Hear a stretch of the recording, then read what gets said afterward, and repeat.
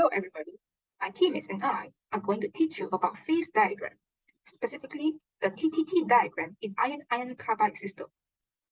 We will first start off the introduction, followed by details. After that, we will have practice questions to help you learn more about the topic. Finally, we will summarize everything that we have learned. So moving on to the introduction. The TTT diagram stands for Time Temperature Transformation Diagram. It is also called an isothermal transformation diagram. The TTT diagram consists of S-shaped curves at different T. The diagram shows you how quickly the materials are cooled to a specific temperature before transformation occurs. It also shows you how long the material stayed at the temperature. The TTT diagram also gives the kinetics of isothermal transformation. Moving on to the heat treatment. Heat treatment is the process of heating metal without letting it reach its molten or melting stage, and then cooling the metal in a controlled way to select desired mechanical properties.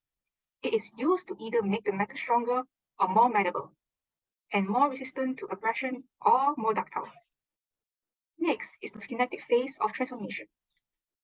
The process of phase formation includes nucleation of the new phase and growth of the new phase at the expense of the original. Nucleation of the new phase is the formation of stable small particles, also known as nuclei, of the new phase. Nuclei are often formed at grain boundaries and other defects. If the rate is often small, equilibrium is not possible. The rate of transformation can be calculated as 1 divided by half of the growth time, or A times e to the power of negative q over RT. Now, let's look at nucleation and energy effects. Surface free energy, which is represented by the red dotted line, destabilizes the nuclei as it takes energy to make an interface. Volume free energy, which is represented by the blue dotted line, stabilizes the nuclei as it releases energy. The total free energy, which is represented by the green dotted line, is the combination of surface free energy and the volume free energy. The nucleus is only stable if further growth reduces the energy of the system. This means that when the radius is larger than critical radius, the nucleus is stable.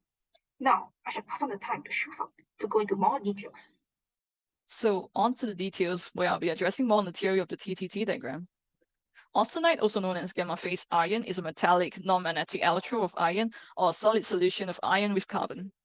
Austenite can transform into various products depending on the composition and the cooling rates. And the formation of austenite on heating occurs by nucleation and growth. So what is ferrite? It is an iron carbide particles within an alpha ferrite matrix. The formation requires diffusion and is another microstructure for the iron-iron carbide system. To form it, we have to heat bainite or pearlite at temperature just below eutectoid for a long time. And the driving force is the reduction of alpha ferrite and iron carbide interfacial area.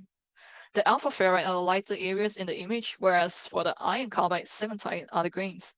Ferrite forms right below this line here, also known as Te for short. So next, what is pearlite? Also known as P for short, is a unique microconstituent formed when austenite and iron carbon alloys is transformed isothermally at or below the eutectoid temperature. Characteristics such as very fine plate-like or laminar mixture of ferrite and cementite with white ferritic background or matrix contains thin plates of cementite can be seen. And the driving force is the reduction of alpha ferrite and iron carbide interfacial area. And the slow diffusion at low temperature leads to fine-grained microstructure with thin layered structure of pearlite, whereas at higher temperatures, high diffusion rates allow for larger grain growth and formation to thick layered structure of pearlite to form, also known as cross pearlite. What is bainite? Also known as B for short. In the bainite region, transformation rate is controlled by microstructure growth, also known as diffusion, rather than nucleation. Since diffusion is slow at low temperatures, this phase has a very fine microstructure. And pearlite and bainite transformations are competitive. Transformation between pearlite and bainite are not possible without first reheating to form austenite. If transformation temperature is low enough, bainite rather than fine pearlite forms. Again, images to aid in visualization of the constituent of the microstructure in the graph, when bainite takes up the portion of the temperature below the pearlite and bainite boundary is shown. So what is martensite? Martensite forms when austenite is rapidly cooled or quenched to room temperature. It forms nearly instantaneously when the required low temperature is reached. The austenite martensite does not involve any diffusion. Rather, no thermal activation is needed. This is called athermal transformation. Each atom displaces a small distance to transform austenite to martensite, which has a body-centered tetragonal, also known as BCT unit cell. Martensite is a metastable can persist indefinitely at room temperature, but will transform to equilibrium phases on annealing at an elevated temperature. Monazite can coexist with other phases and/or microstructure in the iron-carbon system. And since monazite is a metal-stable non-equilibrium phase, it does not appear in phase iron-carbon phase diagram. The process of forming monazite begins from austenite, an FCC structure, to monazite, a BCT structure. From austenite to monazite, the transformation is rapid, diffusionless, and the percentage transformation depends on temperature only. In a graph, monazite begins to form at around 220 degrees Celsius and increases as the temperature decreases. And an image where the darker area shows the monazite needles and the lighter region represents the austenite region. But what does tempering do to monazite? It reduces the brittleness of monazite and reduces the internal stress caused by quenching. It produces extremely small iron carbide particles surrounded by alpha ferrite and decreases tensile strength, yield strength, and increases RE percentage. So superheating and supercooling. Upon crossing a phase boundary on the composition temperature phase diagram, phase transformation towards equilibrium state is induced. During cooling, if transformation occurs at temperatures less than predicted by phase diagram, supercooling occurs. During heating, if transformation occurs at temperatures greater than predicted by phase diagram, superheating occurs.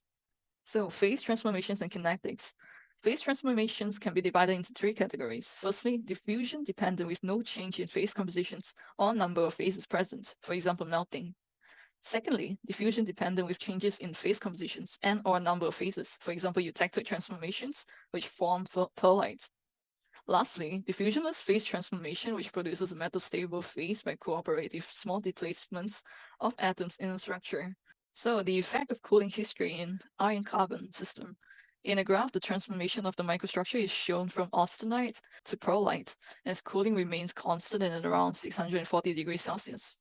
Eutectoid composition could happen at 0.74 weight percentage of carbon, which begins at temperatures above 727 degrees Celsius. It is rapidly cooled to 625 degrees Celsius and held isothermally. At compositions other than eutectoid, a pro-eutectoid phase, ferrite or cementite, coexists with pearlite. It can also be represented with a temperature versus composition graph. A brief summary of the eutectoid transformation rate, plots if necessary. An isothermal transformation diagram can be plotted, as an example is shown in the two images laid next to each other below. At 0% austenite, also known as gamma, transformation, it will be 0% pearlite formed. At 50% transformation of gamma, it will be 50% of pearlite formed, and so on, till it reaches 100% transformation and formation. So moving on to the practice question to help with understanding better. Now let us discuss about some of the practice questions. So question 1, the specimen is cooled to 400 degrees Celsius and held for 200 seconds. By looking at the line indicated, we can see that in this region, the entire specimen has already transformed to bainite.